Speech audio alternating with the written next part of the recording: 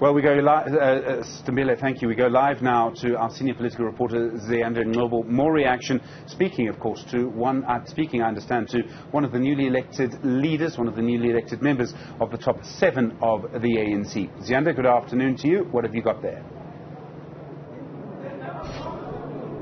Absolutely, Stephen. Well, I have the privilege then of interviewing for the first time the second Deputy Secretary General of the organization's Maropene Ramokgopa, an historic moment, not only because it's the first time that the organization has a second DSG, but it's also because she's the youngest, Stephen, in that top 7. She's also a woman, but also she was nominated from the floor. So you're a woman of many firsts, Miss Maropene, and I think the task ahead is quite huge.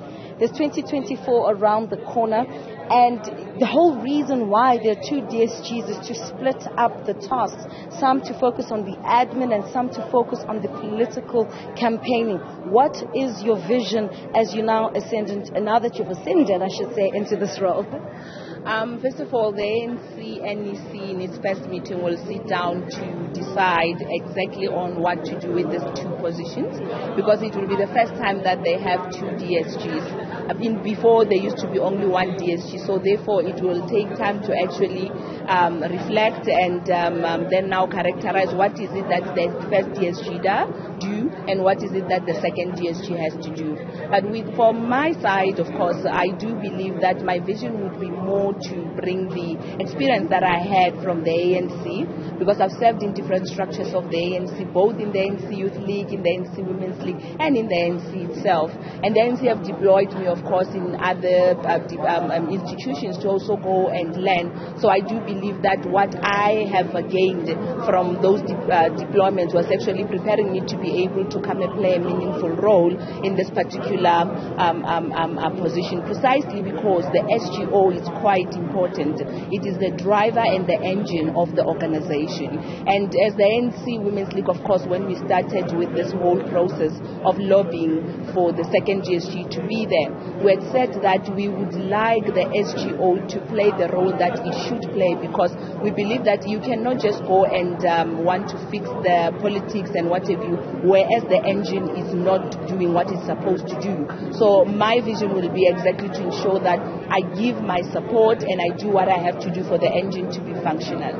I mean, when you look at just how paralyzed the SGO has been over the last year or so because of the suspension of the former SG and the passing away of, the later Jesse Duarte, what are some of the immediate tasks at hand? Yes, there's going to be January 8th, but there are going to be immediate tasks.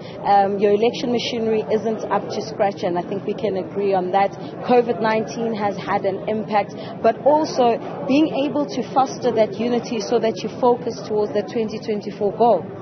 Some of the few tasks that I can actually think of course, is to ensure that we've got a program of action that is informed by our resolutions here, but that is also going to be informed by areas that we would like to concentrate on in terms of preparing for 2024. So that's what we should actually now work on to ensure that service delivery does happen. Monitoring and evaluation of service delivery need to be at the top of our agenda, precisely because last night we did commissions, and what was coming out of those commissions is that delegates were actually saying it looks like the ANC has dropped in terms of service delivery. So we are going to have a plan of action that don't only address the issues of the campaign itself for elections, but to ensure that whatever it is that we are putting in place will address issues of putting systems in place and control to deal with service delivery as the ANC, not just as government, but as the ANC. But the other thing again is that we've got a huge responsibility of making sure that all those interim structures of the ANC does go to conference, so that we can then now be able to have a democratic structures that have got mandate from their delegates in their respective provinces and also from the Women's League and the ANC Youth League. So from where I'm sitting, those are the 2 major things that we're actually going to concentrate on. You did touch a bit earlier on the fact that you were very much involved in the ANC Women's League. You were actually a secretary, if I'm not mistaken, at the time of Mambale Gambete. And there's been a lot of talk about at least that there are 3 women now in this top 7, probably the most that we've had. Maybe it's because of the extension. But what do you believe is to be said about the fact that women consistently get appointed into, administrative roles? At least now, Dr. Ramokgopa is the Treasurer General, also making history. What does that tell us about where the organization is going? The organization is actually growing because for the first time we have a woman Treasurer General, and it's a full office. We must remember that. And for us as women, when we visualized what we have today, was precisely because we thought we needed to take over the SGO, but we also needed to ensure that we take over the TG's office. We said that because for whatever programs that we have to put in place, they need to be resourced. So it wouldn't help that we take over the entire SGO and all the other positions, but then the people that are supposed to actually bring the resources to make our programs become functional, we don't have them as part of our team that we would like to actually ensure that gender struggle does take place. So for us, we are located where ANC Women's League and the women that were part of this whole program has actually visualized. So we have taken over the SGO, but we also have the TGO. So we are fine where we are. We believe that the issue of gender emancipation and struggle of women in general is definitely going to start taking a different shape now. I want us to take a step back. You were nominated from the floor at a conference. How far back did your campaign start? Some would say that you were quite the surprise, one of the surprises of this conference.